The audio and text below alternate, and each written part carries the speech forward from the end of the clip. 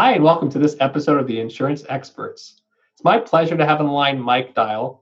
Mike is dubbed the Retirement Ninja on LinkedIn. He's a life insurance expert, and in particular, he has an annuity planning strategy to discuss today. Thanks so much for joining us, Mike. My pleasure, Mark. Thanks for having me. So, Mike, tell me first about your background. I know you have an unusual, background with where you began your career and how you got into the retirement planning space. Yeah, I guess if 20 years ago, if you would have said I'd be doing this today, I would have told you no way. Um, so I started my career, like post-collegiate career, actually in heavy civil construction. I was doing bridges and dams and crazy stuff like that. It took me to where I reside now, which is Seattle, Washington. I was on a big project here. Many might know it, but it was the Bertha Tunnel, one of the largest, if not the largest tunnel in the world, and was a project engineer on that job. So that was my initial background. Good at numbers and solving problems, but not necessarily thinking about anything I do today. Um, and while I was on that project, my oldest daughter was born. Her name's Bella. And when Bella was born, everything seemed fine, but we quickly realized that she had some intestinal issues and it required surgery, immediate surgery, actually. And within 24 hours, she had her first major surgery. And we knew it was serious because the doctor came in and said that more of her blood was not hers than hers Uh, after that first day of birth. And so that was kind of crazy. Over the course of the next 2 months, she was in the hospital. She had 5 surgeries the first 2 weeks of life. And we were told we were going to lose her at the third surgery. And she miraculously not only recovered, but had an amazing recovery. wow. She's still kind of the case model for a lot of those surgeons. Um, and that 2 months really had a paradigm shift in my life. I still wanted, obviously, to take care of my family, but I was in a position at work in construction, managing contracts and things of this nature that I was trying to provide mostly for the company and get them as much as I could. Mhm. Um, and our story was unique because there were families in rooms next to us that didn't have as positive as outcome. And Mhm. I left those 2 months just realizing I wanted something that would give back and help people. And I was fortunate enough to find the financial industry. My brother worked for a company at the time, and that's kind of how it happened. Yeah, there's nothing like an experience like that to kind of give perspective to what you do. And I'm glad that you're out there now helping people with their own retirement planning. Now, I know you got into the retirement planning industry kind of a little bit by happenstance here, but what part of that are you most passionate about today? What do you enjoy doing with clients today? I love helping clients preserve their money, especially income. I like being able to maximize their income and protecting that asset. Um, we live at a time where there's so many great services to help a client protect their long-term income, to protect the growth of their assets, and that's really what I've been passionate about. Kind of the more complicated, the happier I am in a lot of ways. So probably you like me, we're kind of a little bit nerdy about these solutions. And in particular, I know you have one kind of niche type of solution. Tell us a little bit about the annuity and how it facilitates Medicaid planning. Yeah, so this is a Medicaid compliant annuity. There used to be a lot of these, not a lot, I guess, let me rephrase that. There used to be a number of carriers that Mhm. provided provisions in their contract that what that means is that if somebody needed to get on Medicaid, these plans would keep paying them out income even though they were on Medicaid. So it allowed them to maintain their lifestyle, to have extra money, and to do things kind of as business as usual without having to spend down everything they had to become compliant for that need based service, which is Mhm. Medicaid. Mhm. And that really was the kind of planning that I found a few clients that needed that and in kind of an immediate way and discovered that that could be really beneficial to them.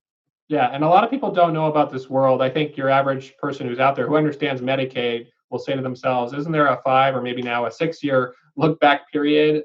Is this special in some way where you don't have to spend down your assets, or how does that work?"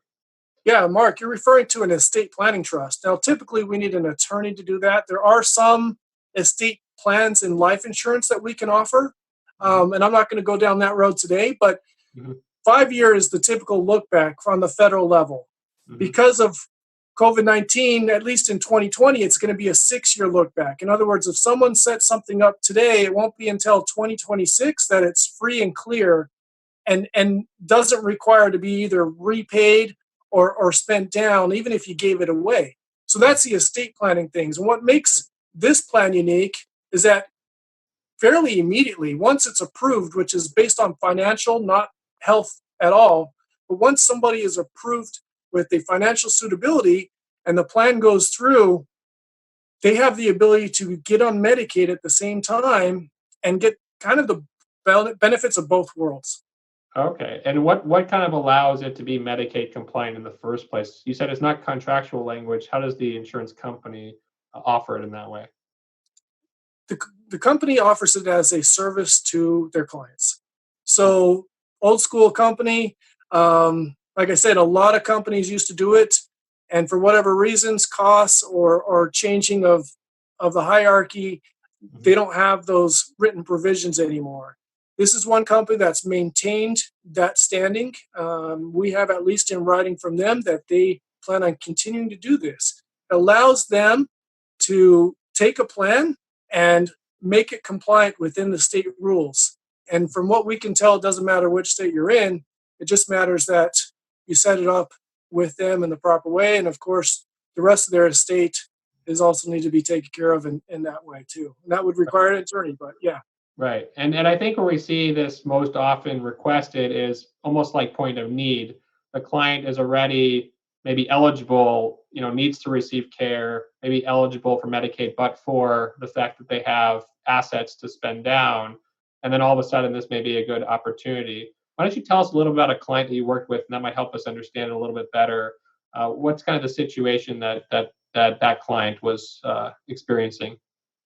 So, Mark, we had a individual recently in Southern Washington that had an immediate need. Now, Mm-hmm. even though as a firm we use this proactively for certain clientele, Mm-hmm.